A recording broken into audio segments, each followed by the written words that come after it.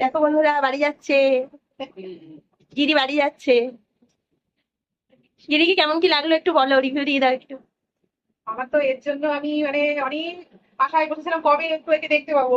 দেখে এখন মনটা পুরো ভরে যাচ্ছে আমার। আর সবাইকে কি বলতে চাও, কিছু বলো, তোমাদের কেমন লেগেছে?